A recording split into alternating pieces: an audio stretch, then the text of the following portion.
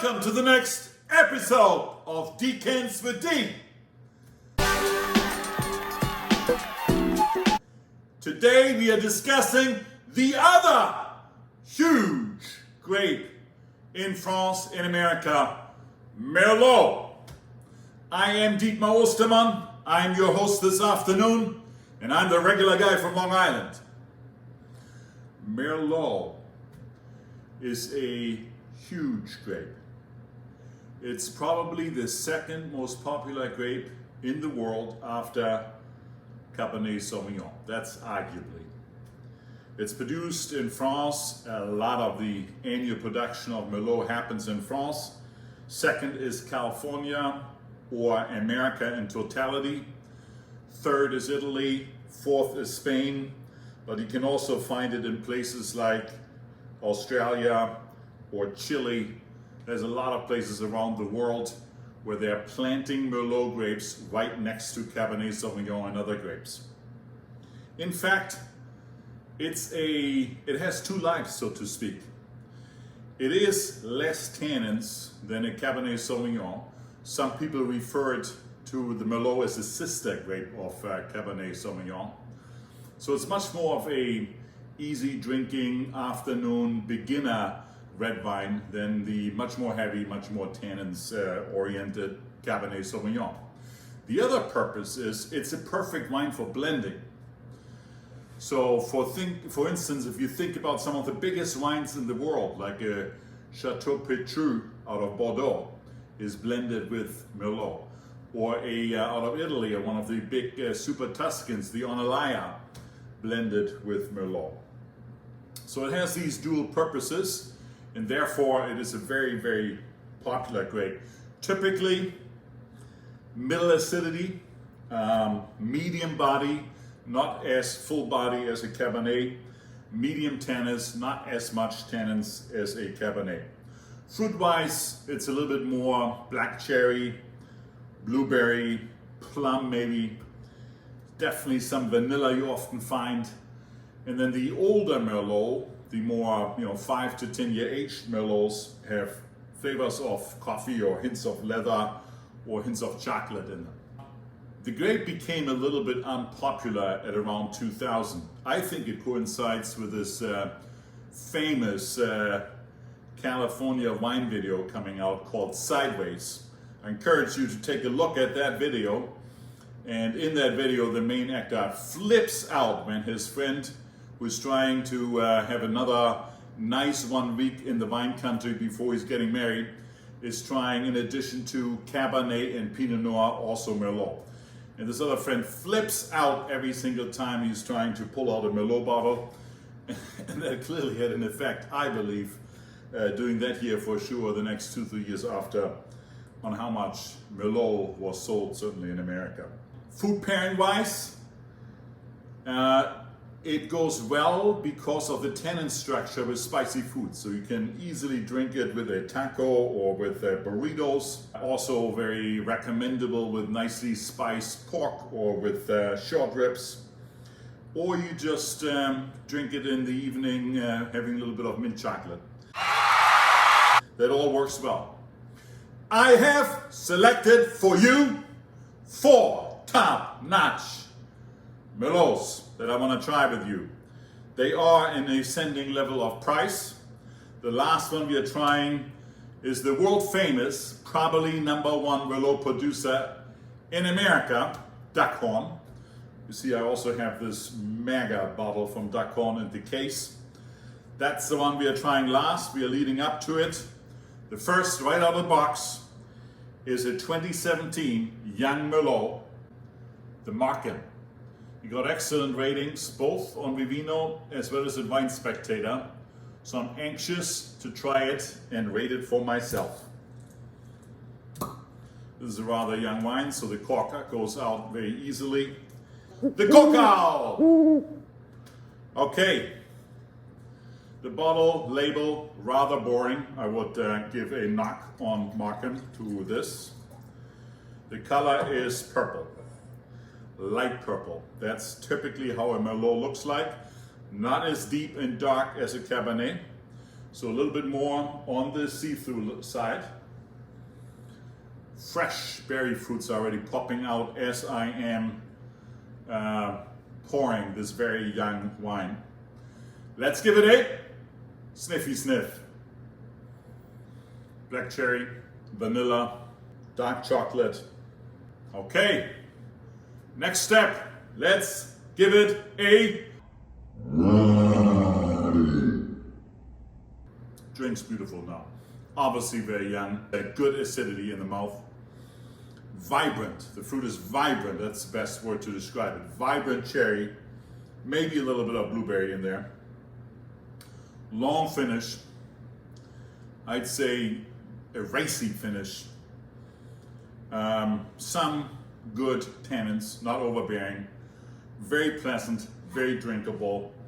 I will definitely give this wine a rating over 4 on Vivino. Right now I'm leaning to a 4.2, and I am not a typical Merlot drinker. I like the Cabernet grape, the stronger grape, better. Okay, I am diving into number 2.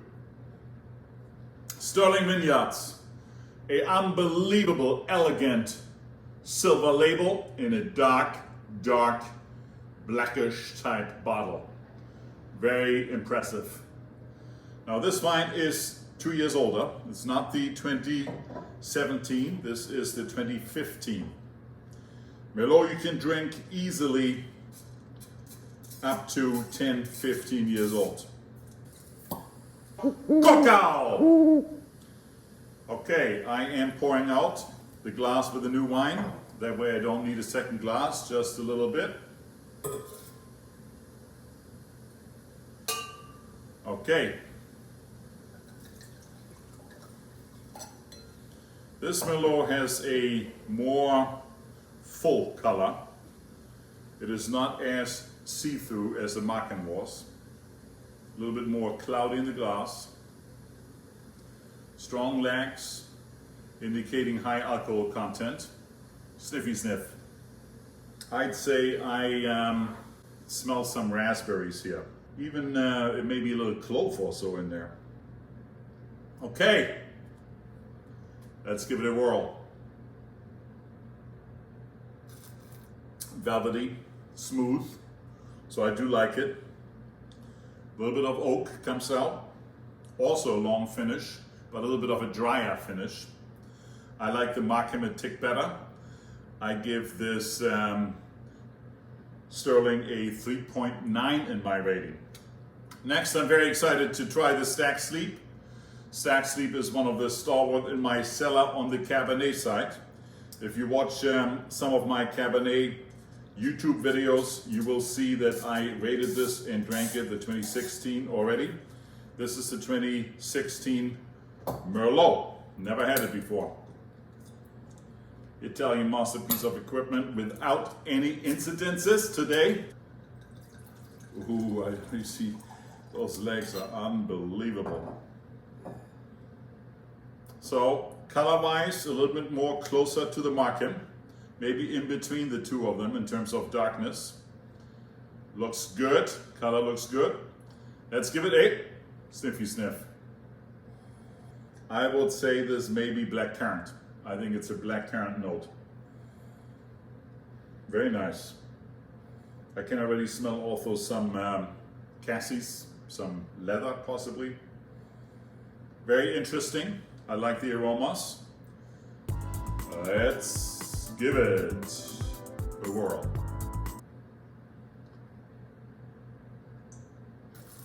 Interesting.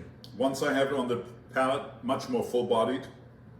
A little bit of plums comes out. Maybe now I can see some raspberries and blueberries. Very interesting portfolio of taste. Will last a lot longer in the cellar, so easily 10, 15 years. The finish is not as elegant as I like the finish on the Markham. So I rate the Stack Sleep in between the two of them. So I give that a 4.0. Okay, and now the finale. This is it, ladies and gentlemen. on the Duckhorn side because I know it's such a great Merlot.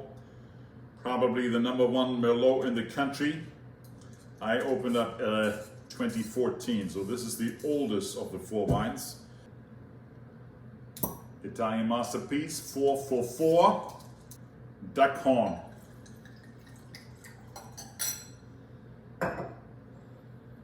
Don't be worried, I'm gonna finish all of those with dinner tonight. Big family dinner, beautiful Merlot, maybe I cook some lamb or a nice pork shoulder, we'll see. The color, beautiful, best color of the 4. It just has the right amount of settlement, but still a little bit see-through, sparkling color. I like it a lot. Legs, but less legs than we saw previously at the Stack Sleep, so I think a little bit less alcohol content. Sniffy sniff. Cherry galore, plum, spice plum. So this is good stuff, ladies and gentlemen. Let's give it a whirl, the last whirl of the day. Those guys know what they're doing at Duckhorn. Beautiful. So well balanced, all over the mouth, evenly keeled, vibrant cherry, licorice, a little bit of wood, cedar maybe, tobacco. You can even taste hints of leather. Great wine. I'm gonna go out here. I'd say this is a 4.8 in my rating. The official rating for Duckhorn, the 2014 at Vivino is 4.3. This wine, depending, since it's already a little bit older, brand new Duckhorn Merlots you get for about 40, 45. The older ones selling more towards 50, so this is a $50 bottle. Great. So my sequence here is clear. The winner is Duckhorn. Merlot is less expensive than Cabernet, so even a $40 or $50 Duckhorn everybody can afford. Try it, you will not be disappointed. And the surprise, close, second place is the Markham. You can steal that 2017 Markham out of a store for as little as $18. Sometimes at Vivino, 18 to 22. I also here have not tasted yet, but I hear that the 2016 is very good too. That's the show for this afternoon, ladies and gentlemen. I need you to like it right over here, subscribe it right over here, and I see you next Sunday. Bye-bye.